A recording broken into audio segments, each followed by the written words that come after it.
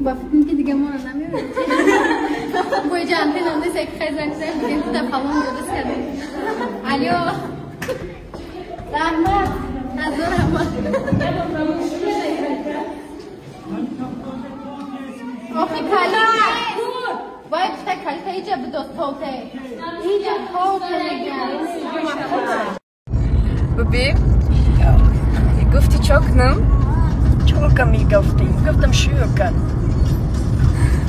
کن بس همون اولی خیلی بلاگیریش کردی و چه اکتیاری بس با شروع کن و بعد کارت دوام دو شروع کن آخه ببین شروع کنم بعد نمونیم دیگه اکتریسگی و بلاگیری کاریره کردیم کاریره بمونمیت چای میکنیم بعد دوگم بکن چای کردی اکتیاری چی؟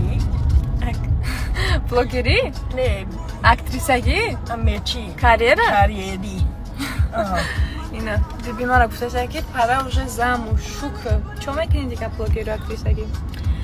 ببین در فکرم داختی تمام قفاش میکنم هر یک نفر گروه همسیف و همکورسای چه دارم فکر میکنم اما دارم گپ میزنم بعد این سری همسیفام زنگم زدین دبرای مکتبی خیلی زنگم زدین میگه توی نمیکنی آش توی تبخریم گفتم ما اول گفته بودم که تا آشی توی همش ما رو نخرم من یک کانتینر آشی توی نمیدم باش میگم میگفتم دخترش میگه شوشو نمیمونم بیام توی ده اکونومشه همین وقت شب خیلی شوخی میکردم بچه‌ها زنگ زدن که ای خدمت اومده مقصد توی دارم بیا توی آخرش هم گفته خدا چه گفتم خیلی دیدی نخی آدم هر چی نیت کنه با مقصدش میرسه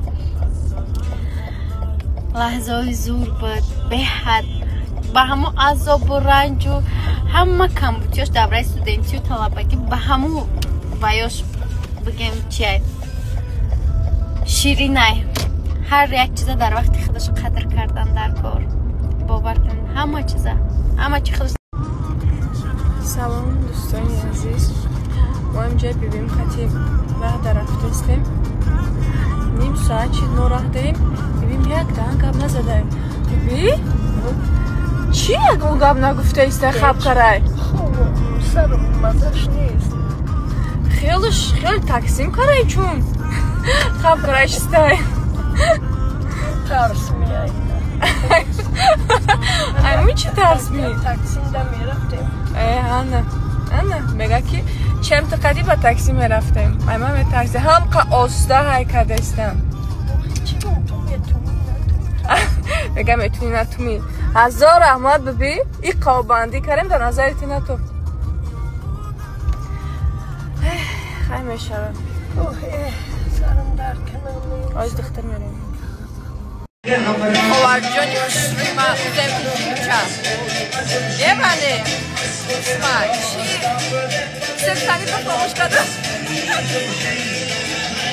شما روز عید خانه‌تون رو محکم میکردین دیگه جا میرفتین روز عید اومدی فراد کدوم نامدی یه چه خونه من اومدی فراد کدوم نامدی چی میگردین این چیه خدی کیه ده سنگی به شفاعتی اختر نگاه کده نازاش وقت ده من نازی تو رو بجان میخرم